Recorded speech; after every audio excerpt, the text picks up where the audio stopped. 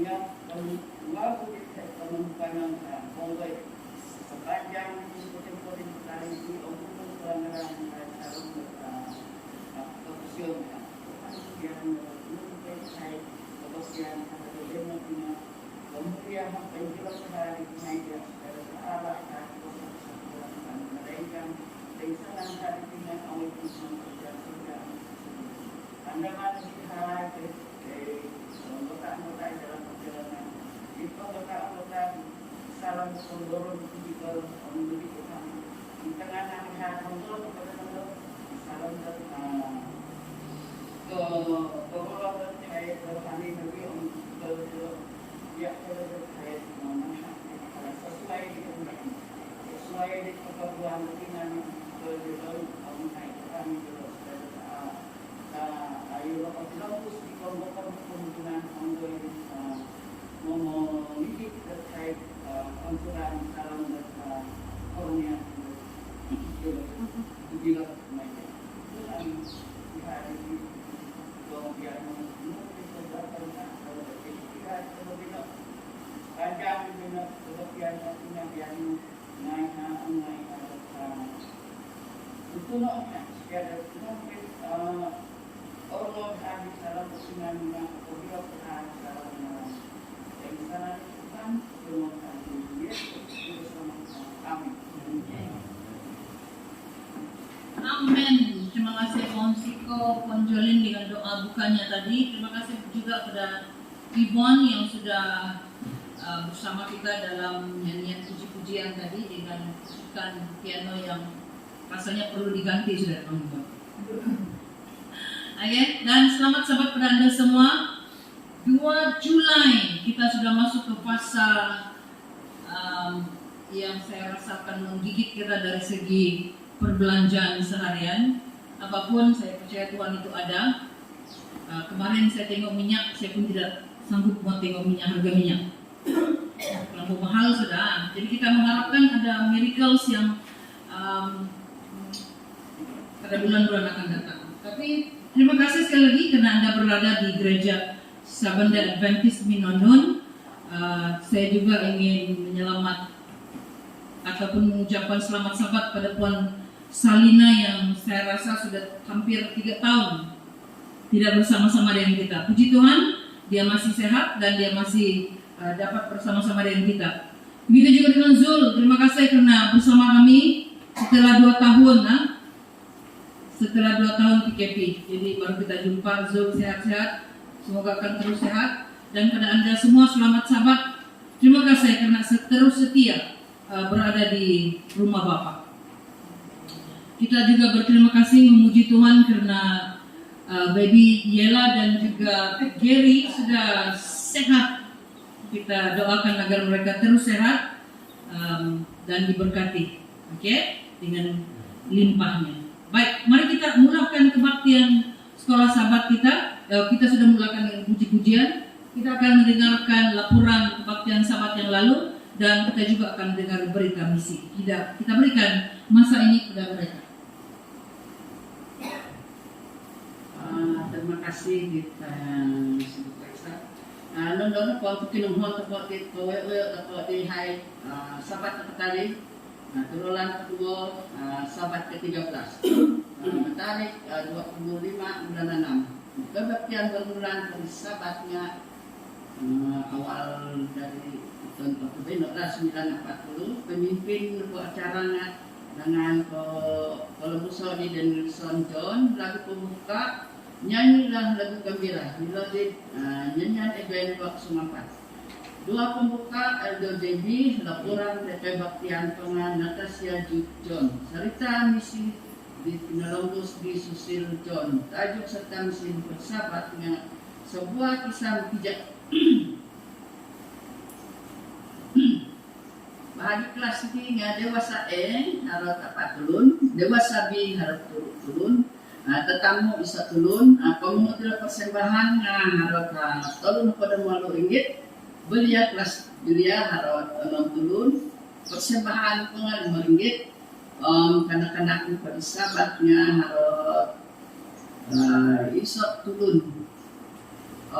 pensenan hadirannya harap pada malu. Tulun tetamu pisau persembahan untuk atau jadinya Rp43. Acara tutup kebaktian sekolah sahabat. Lagu tutup pengat menutup Hai Bekerja Sekarang melodi lagu EBM nomor 111. Dua penutup nelayan di Denison John, pemimpin acara kebaktian kudus, pemimpin LDJD lagu pembuka Jadilah Tuhan Hendakmu melodi nyanyian EBM 115. Dua pembuka LDC pasangan persembahan perpuluhan LDJD 60 di LDJD. ISO terkait info kesehatan atau lagu istimewa di sahabat mengatakan des na penulis dari itu khotbah pinatahak atau dalam musik Eldol Paul Emsah lagu sambutan Yesus berkorban bagiku nyanyian EBM 91. Dia pun jekonis na palit sahabatnya baik bertugasnya Ipuan Mulia dan Ipuan Barta. Kehadiran kebaktian kudus lelaki 8 orang, perempuan 11 orang, tetamu 1 orang, pensenan 19 orang. Persembahan kebaktian kudus 52 dan potongan 39,6%. Jumlah persembahan kebaktian sekolah sahabat kebaktian kudus yang ada 138 kebaktian pada sahabat yang berakhir pukul 12 tengah hari tepat. Ini titi nanti hai kewewe pada sahabat. Terima kasih.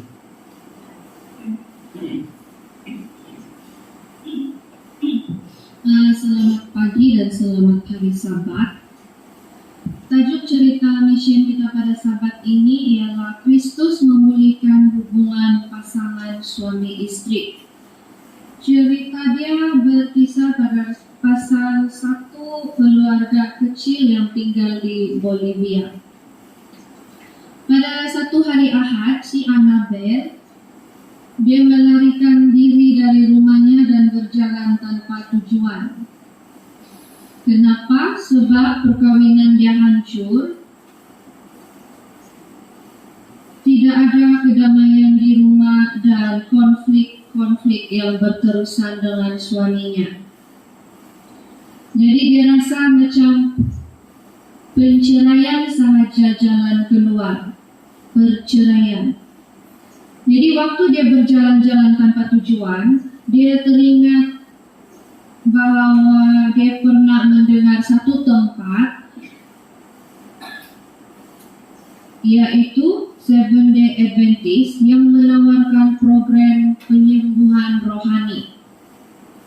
Jadi keluarga si Annabel ini dari denominasi lain, tapi dia memutuskan untuk mendapatkan bantuan di gereja Adventist setempat.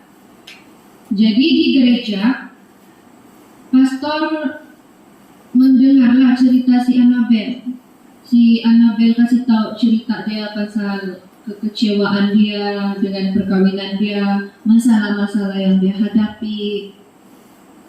Dan lepas dia selesai menceritakan semuanya, si pastor menawarkan untuk berdoa untuk dia dengan keluarga dia. Sebab dia bilang, pastor, hanya Yesus yang boleh menyelamatkan perkawinan Anda.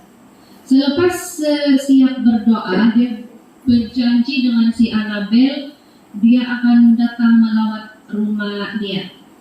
Besok dia, si pastor tiba di pintu rumah si Annabel. Jadi di sana dia menawarkan untuk bagi sesi counseling. Jadi si suami si Annabel pun bersetuju dengan untuk counseling. Jadi dalam satu keluarga dengan 2 anak perempuan dia menyertai counseling tersebut. Jadi dia memulakan sesi pertama counseling dalam itu dengan doa. Doa dia berbunyi, ya Tuhan, tolong bawa perubahan kepada keluarga kami. Jadi setelah dengan berdoa, dengan membuka Alkitab dan memulakan pembelajaran Alkitab, Alkitab. Si Annabel dia cakap dia banyak menitiskan air mata sebab dia tahu dia harus berserah sepenuhnya kepada Tuhan, dia bilang. Tapi waktu dia dengar suami dia yang bercakap, dia rasa macam keadaan itu sangat mustahil. Jadi next week dia penghujung minggu itu si pastor datang lagi balik. Dia datang kepada keluarga itu untuk memberikan lebih banyak counseling dan mempelajari Alkitab. Jadi si pastor banyak kasih nasihat deranglah supaya meneruskan kehidupan, supaya bersabar, bertolak ansur, kasih lupa-lupa itu yang lalu-lalu, dia bilang. Dan setelah habis sesi counseling derang, salah satu daripada anak perempuan si Annabel mau dibaptis. Dia mau memberikan hati dia sama Yesus. Jadi pastor menjemput keluarga itu ke gereja Adventist untuk kebaktian Sabat. Dan semua orang pergi, si Annabel, suami dia, anak-anak perempuan dia. Dan anak perempuan dia yang mau kena baptis itu, dia ikut Pathfinder dan dibaptis. Kemudian wabah COVID-19 tiba, jadi ada kuarantin ketat selama 3 bulan. Bila kena tarik sudah ke kuarantin, gereja masih lagi tidak boleh buka. Jadi kebaktian derang secara online saja. Tetapi di pertengahan COVID-19 itu, Tuhan mendengar doa si Annabel. Dia dengan suami dia banyak berubah. Kristus benar-benar memberkati rumah tangga mereka. 11 bulan selepas meninggalkan rumah yang tadi itu, si Annabel dibaptiskan bersama suami dia dengan anak perempuan dia yang satu lagi. Tuhan telah memulihkan keluarga mereka. Annabel memuji dan berterima kasih kepada Tuhan atas belas kasihannya. Dan dia menggalakkan keluarga lain untuk bergantung kepada Tuhan melalui doa. Si Annabel cakap tidak ada yang mustahil bagi Tuhan. Utamakan Tuhan dan lakukan kehendak-Nya. Tuhan itu setia. Dia adalah tempat perlindungan yang selamat bagi semua keluarga yang percaya kepadanya. Sebahagian daripada persembahan Sabat ke-13 kuartal ini akan membantu membuka gereja baru di kampung halaman Annabel di Cochabamba, Bolivia. Terima kasih kerana merancang memberikan persembahan Sabat ke-13 dengan murah hati pada 24 September yang akan membantu keluarga lain mencari penyembuhan rohani dan pemulihan perkawinan. Oke, ada sedikit catatan mission di sini. Bolivia adalah negara terakhir divisi Amerika Selatan di mana Seventh-day Adventist menubuhkan kerja mereka. Itu saja, Tuhan memberkati. Amin. Terima kasih Puan Jolin, terima kasih Cikgu Vera dengan cerita dengan laporan. Baik, Sabat ke-13 gitu kan. Saya teringat Sabat ke-13 yang lalu kita terskip kita punya potluck, walaupun ada rancangan untuk merayakan Hari Ibu dan Bapak. Kalau boleh kita KIV ke penghujung Sabat ke-13 Triwulan ini ya, 24 September seperti yang telah war-warkan tadi. Jadi pada Sabat ke-13 Triwulan ini kita akan merayakan Hari Bapak, Hari Ibu, Hari Guru, Hari Polis, Hari Jururawat kalau saya tak silap. Hari itu, saya percaya banyak kita di sini yang dalam kategori begitu kan. Jadi Sabat ke-13 nanti mudah-mudahan tidak ada aral yang melintang. Kita akan teruskan potluck pada Sabat itu. Baik, kita berpisah ke kelas kita masing-masing. pada tetamu, saya nampak ada tetamu, kita ada 2 kelas yang boleh berjalan pada ketiga ini, kelas kanak-kanak, kelas 3 kelas belia saya rasa hanya Vera dengan Eve dengan Danielson, boleh lihat tuh, oh ada si anu sana, si Peggy, dan kita ada kelas dewasa. Jadi Tuhan memberkati 1 jam kita.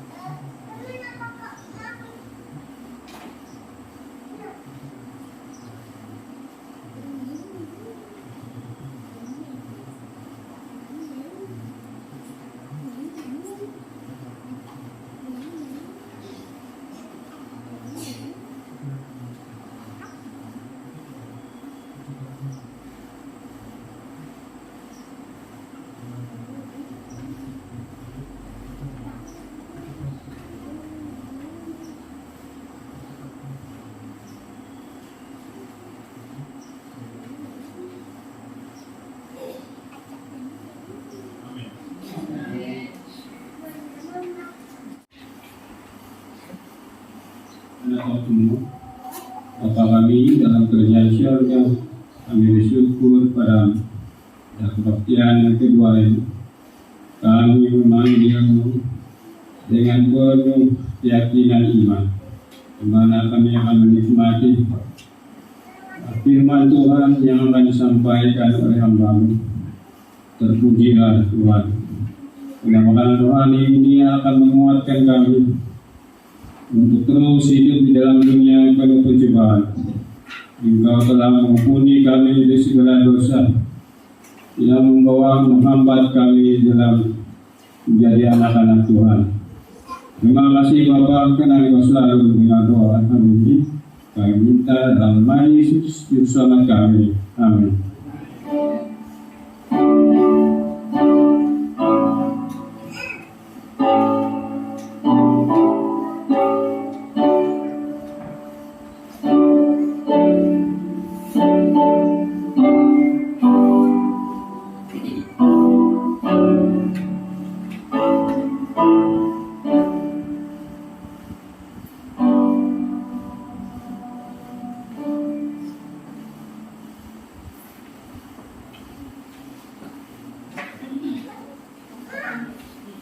Terima kasih. Nah, Saudara Belaspati sudah memimpin kita dalam program buka tadi, dan pada saat ini kita akan mendengar bacaan persembahan dan persepuluhan. Dan bacaan kita ini pada hari ini terdapat dalam minggu ke-27 Julai 2022 dengan tajuk mempercepatkan kedatangannya. Dalam Matius 24 ayat 14 mengatakan seperti ini. Dan Injil kerajaan ini akan diberitakan di seluruh dunia menjadi kesaksian bagi semua bangsa. Sesudah itu barulah tiba kesudahannya. Kita menyembah dengan persepuluhan dan persembahan-persembahan kita karena kita menunggu dengan tidak sabar-sabar lagi untuk bertemu dengan Allah muka dengan muka. Alkitab mengaitkan kedatangan kedua kali dengan pemberitahuan Injil ke seluruh dunia. Kita boleh rujuk dalam Matius 24 ayat 14 tadi. Kehendak Allah adalah agar semua orang bertobat. Dalam Matius 2 Petrus 3:9. Penglibatan kita dalam perbuatan dan menyokong misi Allah membolehkan orang lain mendengar dan menerima kabar baik. Petrus menerangkan pengalaman menunggu merupakan sesuatu yang aktif. Sementara kamu berharap kepada hari Allah dan mempercepatkan kedatangannya dengan memberitakan Injil kepada dunia adalah di bawah kuasa kita untuk mempercepatkan kedatangan Tuhan kembali. Kita bukan hanya berharap kepada kedatangannya, tetapi untuk mempercepatkan kehadiran hari Allah. Terdapat dalam Perinduan Segala Zaman, buka surat 633 dan 634. Nampaknya Allah membolehkan kita untuk mempercepatkan kedatangannya. Contoh sebuah tobong gas atau kereta luncur salju membantu kita memahami arti mempercepatkan dia kembali. Sekiranya kamu meletakkan kereta luncur salju di puncak bukit dan membiarkannya untuk meluncur, ianya akan sampai ke bawah selepas beberapa ketika. Ini merupakan akibat semula jadi, disebabkan oleh graviti dan kuasa normal. Walau bagaimanapun, anak-anak yang suka bermain salju mengetahui bahwa kamu boleh mempercepatkan kereta luncur salju semasa menuruni bukit. Di antara beberapa muslihat, kamu boleh menyembur minyak makan di bawah kereta luncur salju, memadatkan salju di atas trek, tetap berada di paras rendah di atas kereta luncur salju, atau mengimbangkan berat badan di atasnya.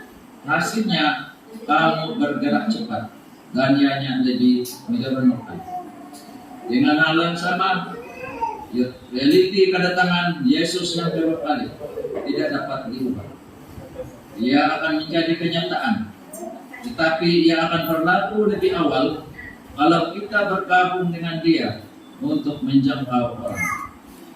Apakah kita mau meninggalkan peluang untuk mempercepatkan kedatangannya? Minggu ini, sementara kita menyembah dengan persepuluhan dan persembahan-persembahan kita yang dipanggil janji, kita boleh memperlihatkan betapa kita merindukan kedatangannya yang kedua kali. Doa, Tuhan sebagai Allah yang penyayang, Engkau tidak mau dipisahkan dengan anak-anak-Mu begitu lama. Bantu kami untuk menunjukkan hasrat yang sama melalui tindakan dan pemberian kami. Pada waktu ini kita beri kepada diakonis untuk melayani kita dalam persembahan kedua. Bapa di sorga, pada saat ini kami sekali lagi mengucap syukur dan terima kasih atas kesempatan memungut persembahan dan juga memberikan persepuluhan. Terima kasih untuk berkati tangan-tangannya, memberkati, memberi dan mengembalikan milik Tuhan. Dan kiranya berkat berkelimpahan setiap kami, agar kami dapat membantu mempercepatkan kedatangan yang kedua kali dengan pemberian dan pengembalian persepuluhan. Biarlah semua itu menjadi berkat kepada semua kami, terlebih gereja-gereja yang memerlukan di seluruh dunia ini. Terima kasih Tuhan karena berkat yang berkelebihan Engkau sudah berikan setiap satu persatu kami. Di dalam nama Yesus kami berdoa. Amin.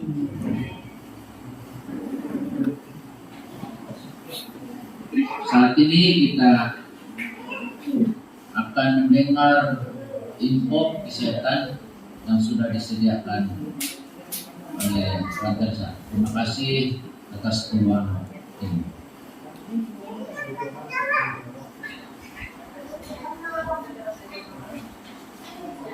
Thank you dengan kesempatan ini. Sepertinya kita mau dengar si Bon nyanyi Bani. Oke, sahabat depan ya, kita dengar nyanyi. Nah, saya suka mengungsikan dapatan daripada sekumpulan anak muda di Copenhagen mengenai dengan Copenhagen di Denmark, mengenai dengan sarcopenia. Oke, sarcopenia adalah kehilangan jisim dan kekuatan otot, rangka akibat penuaan, dan ini adalah sangat dahsyat. Mari, apa itu sarcopenia? Sarcopenia itu tadi dia bilang kehilangan jisim dan kekuatan otot akibat penuaan. Dan di sini dia bagi kita sebab untuk kita menggunakan otot dan jisim badan kita. Right? Saya baca sejalan. Untuk mengembangkan tabiat boleh berdiri, jangan duduk. Dan jangan baring kalau boleh duduk. Oke? Kalau boleh berdiri, jangan duduk. Kalau boleh duduk, jangan baring. Selepas usia 50 hingga 60 tahun, berat badan tidak boleh turun lagi. Lebih-lebih jika Anda tidak bersenam atau bergantung kepada kurang makan saja untuk menurunkan berat badan. Ada orang yang terkena nih. Karena dia bilang jika semua otot hilang, ia boleh menjadi sangat bahaya. Oke? Jika Anda mempunyai kekuatan otot yang mencukupi dan boleh mengembangkan tabiat berlari, berbasikal, memanjat, dan boleh bersenam, menjadikan senaman, melakukan senaman yang tidak menyakitkan lutut, lakukan itu dia bilang. Karena sarcopenia kalau dia sudah terjadi, dia sangat bahaya. Orang tua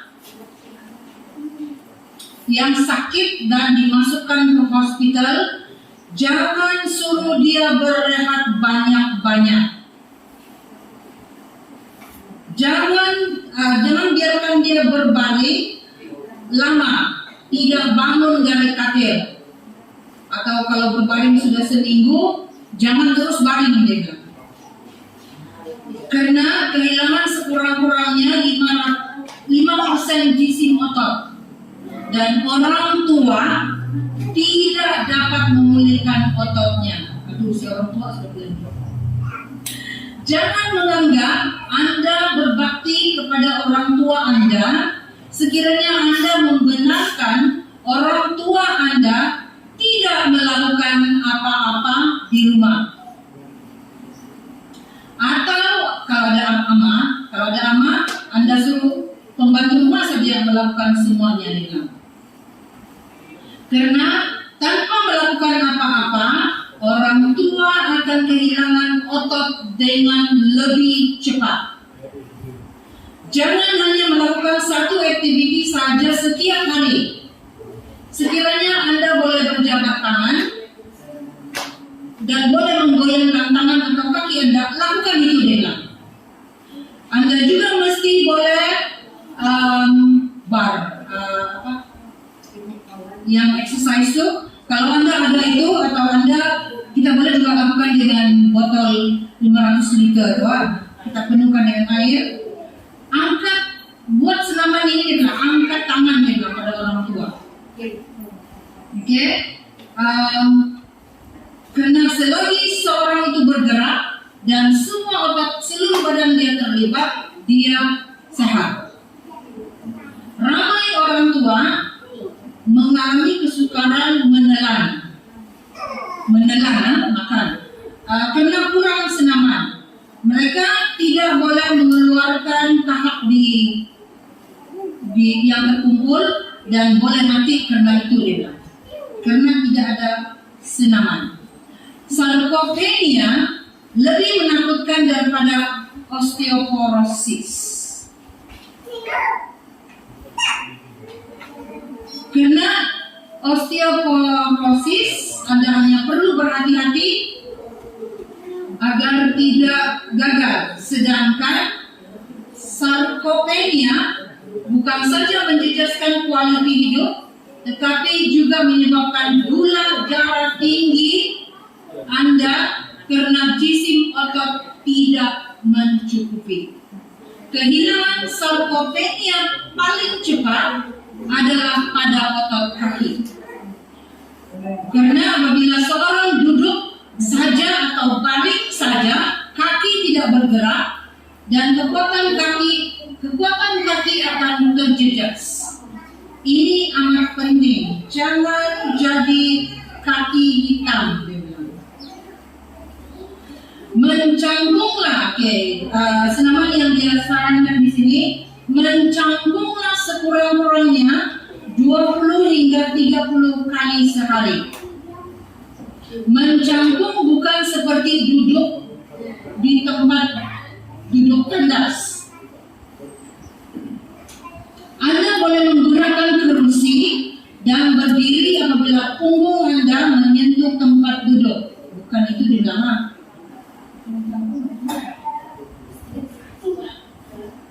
Squatting, alright. Dan Anda mesti memberi perhatian kepada sarkopenia. Naik turun tangga, berlari, berbasikal, mendaki adalah senaman yang hebat, yang mantap, dan boleh meningkatkan jisim otot untuk kualitas hidup yang lebih baik untuk semua orang di usia tua. Jangan buang otot Anda, karena penuaan bermula dari kaki ke atas. Dari kaki ke atas. Pastikan kaki Anda aktif dan kuat. Antara tanda panjang umur, seperti yang diringkaskan oleh majalah Amerika Syarikat Pencegahan yang populer, otot kaki yang kuat disenaraikan di bahagian atas atau yang teratas, sebagai yang paling penting dan penting dibilang. Sila berjalan setiap hari. Jika Anda tidak menggerakkan kaki Anda selama 2 minggu, jadi untunglah Anda yang berjalan, untunglah yang mendahu, untunglah yang ada kerja dengan menggerakkan kaki itu. Apa dibilang tadi? Jika Anda tidak menggerakkan kaki Anda selama 2 minggu, kekuatan kaki Anda yang sebenarnya akan berkurangan selama 10 tahun. Berjalan saja, dia bilang.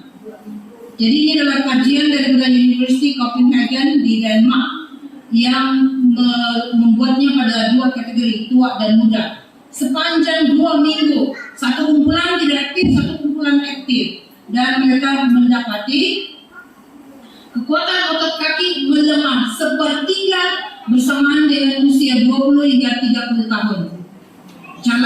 Berjalanlah, dia bilang. Sekarang kita tahu kepentingan berjalan. Apabila otot kaki kita semakin lemah, dia akan mengambil masa yang sangat lama untuk pulih. Lakukanlah pemulihan dan senaman itu sekarang. Senaman dia jalan. Karena dia bilang berat atau beban seluruh badan kekal dan berehat di atas kaki, ya kan? Kaki adalah sejenis tiang yang menanggung seluruh berat badan manusia. Menariknya, 50% daripada tulang manusia dan 50% daripada otot berada di 2 kaki. Sendi dan tulang badan manusia yang terbesar dan terkuat berada di bahagian kaki. Tulang yang kuat membuat otot yang kuat, sendi yang fleksibel, membentuk segitiga besi yang membawa beban yang penting, yaitu badan manusia. 70% aktiviti manusia dan pembakaran tenaga dalam kehidupan seseorang dilakukan oleh dua kaki. Adakah Anda tahu ini? Saya tidak tahu pula. Atau pura-pura tahu pula mungkin kan? Tahu tapi tidak mau tahu, itu bahayanya. Apabila seorang masih muda, pahanya mempunyai kekuatan yang cukup mengangkat kereta kecil seberat 800 kilo. Kaki adalah pusat pergerakan badan. Kedua-dua kaki kedua-dua kaki kita mempunyai 50% saraf badan manusia, 50% saluran darah, dan 50% darah mengalir melaluinya. Dan kaki adalah rangkaian peredaran darah yang terbesar, dia bilang, menghubungkan badan manusia. Jadi berjalanlah setiap hari. Apabila kaki sehat, barulah convention arus darah mengalir lancar. Jadi orang yang mempunyai otot kaki yang kuat akan mempunyai jantung yang kuat. Peluang bermula dari kaki ke atas. Wah, panjang lagi ini, nanti saya sambung lah. Nanti kita tidak fokus pada pelajaran hari ini. Jadi kita akan sambung nanti. Jadi secara ringkasnya, mari berjalan. Sekali.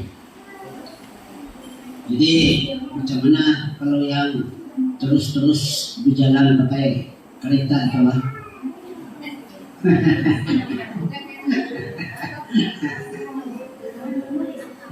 Hari-hari jalan pakai kereta. Aduh, susah berjalan kaki. Jadi kita bisa lapang-lapang itu jalan kereta. Kita ambil kesempatan jalan kaki lah kalau begitu. Oke, situ. Terima kasih. Kalau saya tengok jam di dinding, sekarang ini jam 12.25. Jadi macam mana? Kita mau sambung lagi? Sebabnya pelajaran hari ini cukup oke nih, banyak ini, tapi boleh habis tak?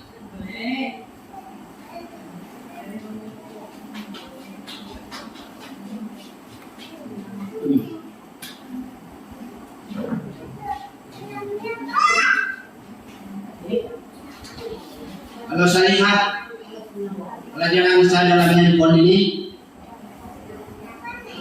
ada 12 makna panggilan menjadi murid Kristus yang sejati dan berbuah. 12 perkara. Jadi macam mana boleh habis kan? Tidak habis ini. Jadi kami masa hanya beberapa menit lah. Oke, apa itu panggilan? Apa itu makna panggilan menjadi murid Kristus yang sejati dan berbuah? Inilah tajuk pelajaran kita hari ini. Jadi apa yang dimaksud dengan menjadi murid Kristus? Satu persoalan. Jadi diringkaskan di sini secara umum dikatakan murid itu berarti seseorang yang mau belajar dan menuntut ilmu, meningkatkan kemampuan diri. Itu menjadi muridnya. Tapi Alkitab mengatakan dengan menjelaskan bahwa menjadi murid Kristus tidaklah sama dengan kita menjadi murid di sekolah. Kenapa begitu? Berbeda dengan menjadi murid Kristus dengan menjadi murid di sekolah. Ya, itu beda dia. Kenapa? Kalau di sekolah kerajaan macam mana? Dia ada pernah baca Alkitab sebelum belajar. Jadi sekolah kerjaan ya. Tapi kalau di sekolah gereja, gimana? Beda dia. Kebaikan dari sekolah gereja sebelum memulakan pelajaran kita diberi apa? Ayat-ayat Alkitab, belajar ayat-ayat Alkitab. Inilah yang saya pernah rasa, karena saya sudah merasa bersekolah di sekolah gereja sebelum ini. Jadi itu kelebihan dia, ya. Jadi apa makna panggilan dari menjadi murid Kristus? Pertama, menjadi murid Kristus merupakan suatu proses yang menjadikan diri lebih baik. Inilah dia. Menjadi murid Kristus satu proses untuk menjadi diri kita itu lebih baik. Oke.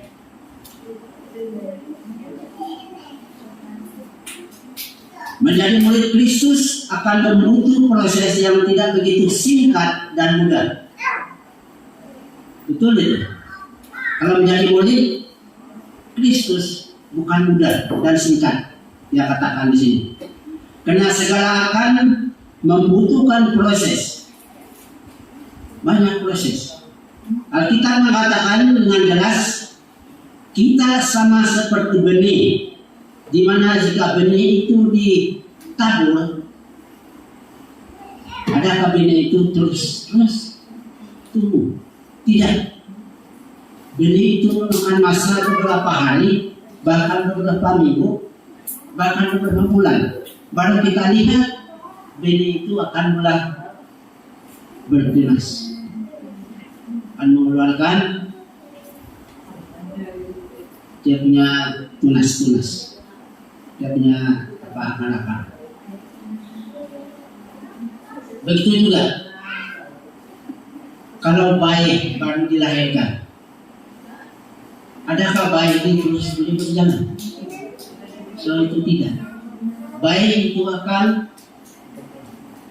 mengambil masa untuk memproses, ya, dia punya proses. Kalau kita teliti bayi itu baru lahir, apa yang dia tahu? Dia tahu menangis, kan? Dia tahu menangis, menyusu, dan seterusnya baru dia tahu apa nih, bertiarap. Banyak prosesnya, sehingga dia boleh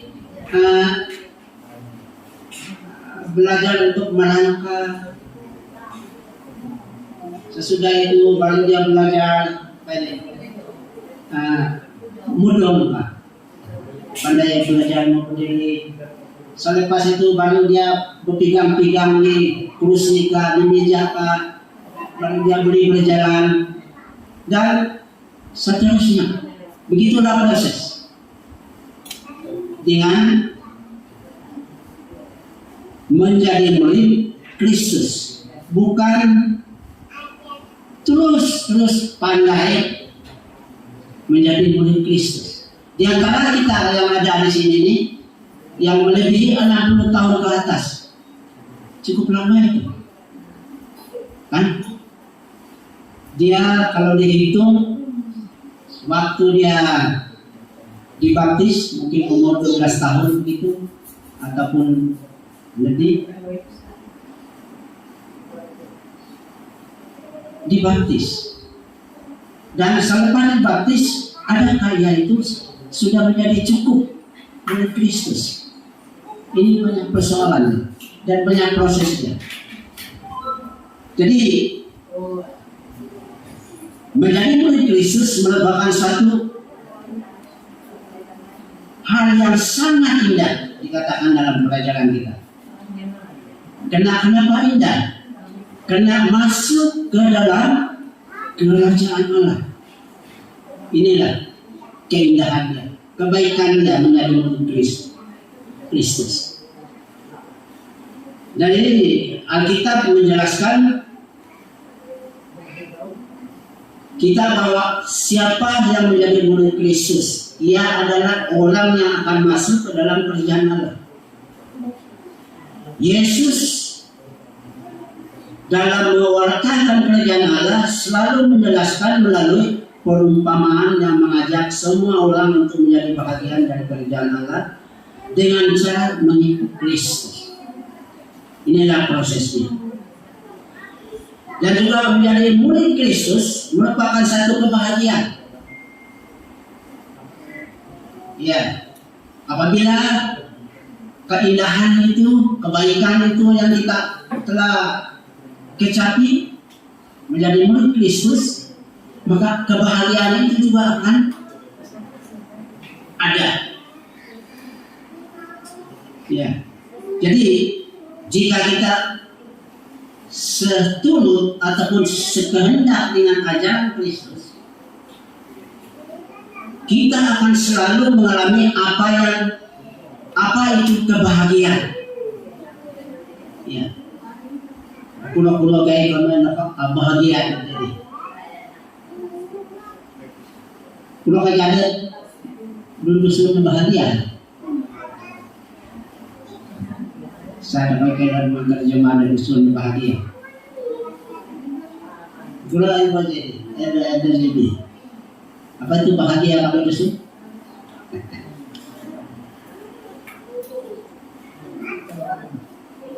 Bahagia itu kalau kita ambil satu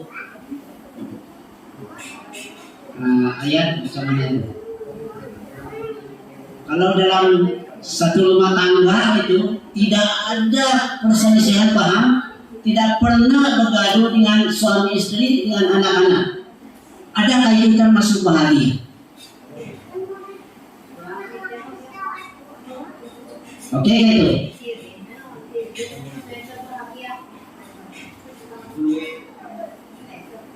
Ataupun kalau rumah kita besar, kereta besar, duit banyak, itu kayak dimaksudkan bahagia. Jadi cobalah kita analisis sendiri ya, macam mana itu maksud bahagia itu. Tapi yang bahagia itu itulah termasuk sudah menjadi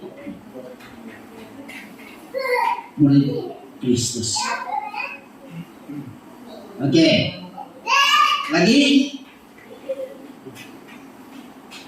dia cakap di sini, jika kita seturut dengan ajaran Kristus, kita akan selalu mengalami apa itu kebahagiaan. Jadi Kristus mau kita selalu terlihat bahagia walaupun kita sedang mengalami kesedihan. Apa maksudnya? Bila bersedih, Yesus suka melihat itu. Tidak bersedih, walaupun dalam kesedihan. Karena di dalam Kristus tidak ada kesedihan, kita cakap di sini. Tidak ada amarah, tidak ada dengki, dan sebagainya. Kristus selalu mengajari kita untuk selalu berbahagia. Jadi maksud dia, walaupun kita mengalami beberapa kesedihan, kesusahan, ya, karena marah ataupun kita marah, Yesus melihat supaya kita selalu bahagia. Jadi menjadi murid Kristus juga memiliki sikap yang penuh positif dan disiplin. Nah, ini kita punya pelajaran hari ini. Kita akan selalu berpedoman dengan ajaran Kristus dan akan selalu mengikuti segala perintah yang harus kita laksanakan. Karena Yesus sendiri mau mengikuti dan berpedoman seperti Kristus dan tidak pernah melanggar perintah dan ajaran Allah Bapa. Kita lihat sahaja macam mana Kristus sewaktu dia di dunia pada masa dia bersama-sama dengan orang-orang yang di sekelilingnya pada masa itu. Oh, dia dimaki Hamun, dia dicaci, dan apa apalagi sewaktu dia sedang di atas kayu salib, dia dicucuk dengan lembing, dia diludah, dia dikasih minum dengan apa? Itu minuman keras kayak gitu, yang pahit. Tetapi walaupun begitu,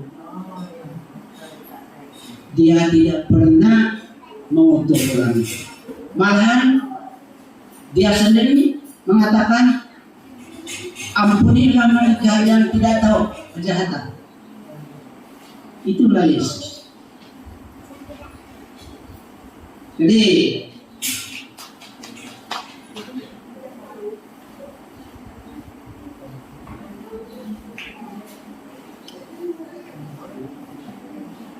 salah satu kebahagiaan itu adalah yang dia memiliki sikap yang penuh positif dan disiplin.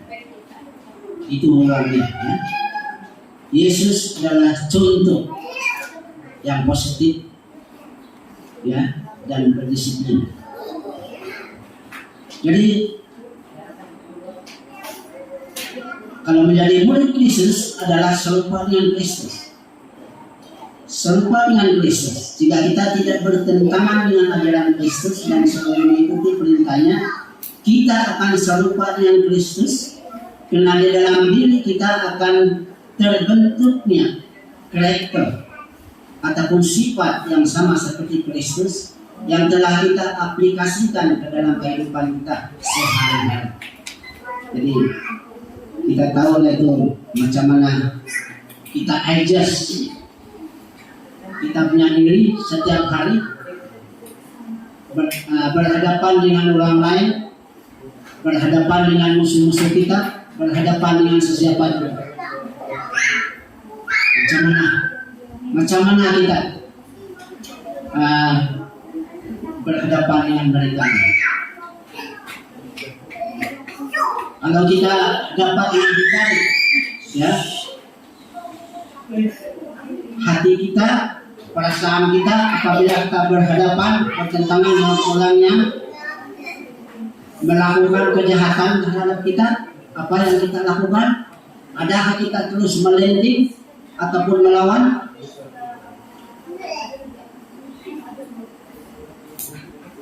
Di dalam Kristus, bagaimana cara kita untuk menjadi murid Kristus? Kristus adalah orang yang percaya dan mau belajar semua ajaran tentang Allah Bapa dan mau merelakan diri untuk hidup, ya. Namun sebagian umat Kristen yang percaya kepada Kristus tidak bersedia untuk menjadi murid Kristus. Kenapa tidak bersedia? Karena apabila kita berhadapan dengan orang-orang musuh kita terus melentingnya. Mengapa demikian? Karena sebagian umat Kristen yang percaya kepada Tuhan menganggap bahwa untuk menjadi murid Kristus adalah satu hal yang sulit untuk dilakukan, karena sebagian umat Kristen terpaku dengan hal-hal duniawi. Lalu apa yang dapat kita lakukan untuk menjadi murid Kristus? Jadi apa yang kita lakukan? Dikatakan dalam pelajaran kita, sebahagian umat Kristen terpaku dengan hal-hal duniawi. Jadi kita tahu dan apa itu terpaku hal-hal duniawi. Karena manusia ini serba mau. Itu mau, itu mau, ini mau. Suka itu, suka ini. Jadi itulah kita terpaku dengan keadaan dunia ini. Jadi apa yang harus kita lakukan? Jadi kita harus mau menyangkal diri kita di hadapan Tuhan. Ini yang kita mau. Dan inilah ajaran diajar untuk kita. Kita harus menyangkal. Apa yang dimaksudkan menyangkal? Mari kita baca. Apa yang dimaksudkan dengan menyangkal diri? Menyangkal diri bukanlah seperti menyangkalkan dirinya, tetapi mau menyangkal dirinya. Menyangkal dirinya berarti adalah suatu tentangan kita untuk memenangi berbagai hal-hal yang dapat menimbulkan rasa ketidakpedulian kita terhadap orang lain dan diri sendiri. Yesus mau kita memberikan sepenuhnya kepercayaan kita kepadanya, dan kita tidak lagi mempunyai kekuasaan diri, kekuasaan dari harta di hadapannya. Jadi maksudnya kita menyangkal diri ini berarti kita harus memenangi berbagai hal yang dapat menimbulkan rasa ketidakpedulian kita, diri kita sendiri. Apa itu arti dia? Tidak kepedulian kita terhadap orang lain dan diri sendiri. Oke, contoh dia katakan tidak peduli orang lain, ya itu satu. Kalau orang lain susah, kita tidak peduli orang itu. Dan yang terburuk sekali ialah kita tidak peduli diri kita sendiri. Macam mana itu tidak peduli diri sendiri? Oke, tidak peduli diri sendiri bermakna apa yang kita suka, apa yang dilarang oleh Tuhan, yang Tuhan tidak mau, kita gunakan, kita pakai. Ya, contohnya, oke, Tuhan bilang jangan minum arak, karena arak itu dosa. Dan juga jangan merokok, karena rokok itu mengakibatkan merusak kesehatan.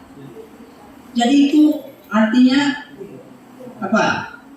Kita tidak peduli diri kita sendiri. Jadi ini satu nasihat Tuhan terhadap orang yang mau menjadi murid Kristus seterusnya. Oke. Jadi seterusnya, kalau kita mau menjadi murid Kristus, kita harus memikul salib. Apa itu memikul salib? Kita harus memikul salib di hadapan Tuhan. Dikatakan di sini. Orang lain mengatakan memikul salib itu adalah orang yang pakai apa? Cross yang salib di leher, bergantung di leher, menandakan dia memikul salib. Adakah itu? Itu bukan. Tapi dia katakan di sini, kita haruslah bersikap seperti Yesus. Yesus mau dicela oleh orang-orang memikul salib dan mati untuk menembus manusia. Kita sebagai umat Kristen yang mau menjadi murid Kristus haruslah mau memikul salib kita sendiri tanpa memberikannya kepada orang lain.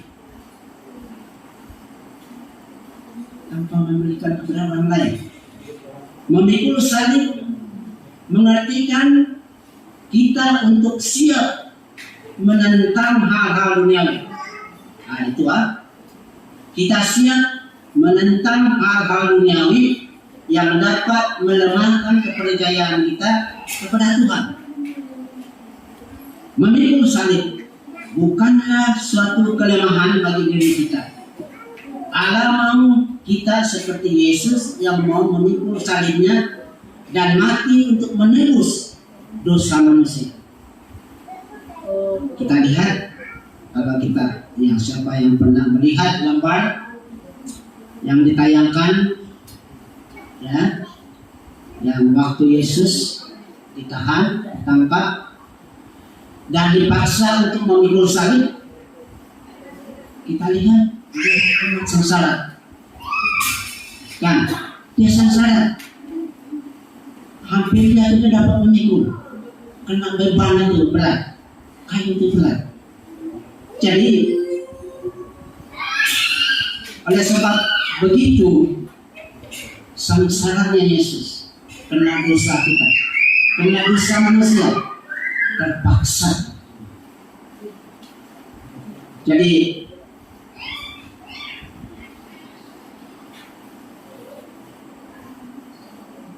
saya tidak mau kasih habis, nanti kita kasih habis lagi. Sudah 25 menit sudah saya bacakan. Nanti lain kali saya kasih habis. Jadi satu lagi. Kalau mau menjadi murid Kristus, dia bilang kita siap untuk menyerahkan hidup kita sepenuhnya kepada Tuhan. Macam mana itu? Siap sepenuh kepada Tuhan, menyerahkan hidup. Kita harus menyentuhi sikap Yesus kepada Allah, di mana Yesus mau menyerahkan diri sepenuhnya kepada Allah dalam mewartakan kerjaan Allah. Dalam mewartakan kerjaan Allah, Yesus selalu memberikan sukacita, kebahagiaan, kesabaran, kemurahan, kasih sayang, dan damai sejahtera. Kita sebagai umat Allah yang mau menjadi muridnya haruslah menyerahkan diri kita sepenuhnya kepada Allah dengan membiasakan diri kita untuk mengikuti pelayanan-pelayanan di gereja, lingkungan sekitar, dan lain-lain dengan penuh sukacita, kasih sayang, kebahagiaan, dan damai sejahtera. Inilah isi kandungan pelajaran ini.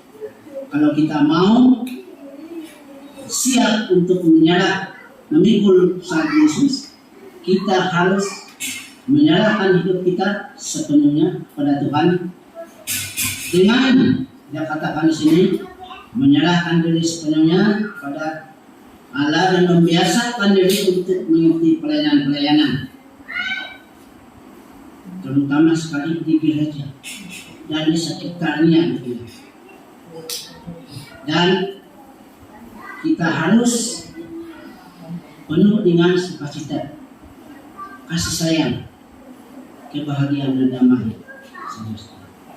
Inilah berapa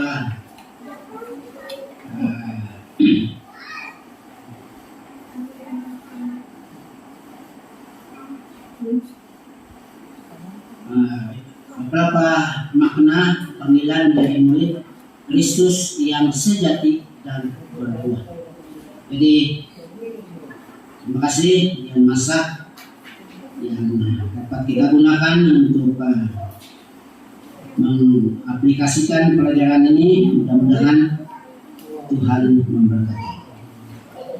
Siapa?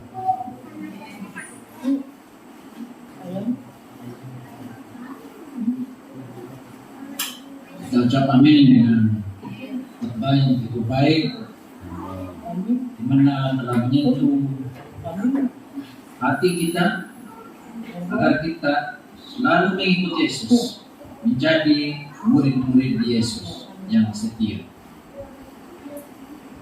Terima kasih karena berkat yang limpah atas pelajaran yang indah tadi. Pada saat ini kita menutup kebaktian kedua kita dengan menyanyi dalam lagu 107. Ada satu salib di Bukit Golgota.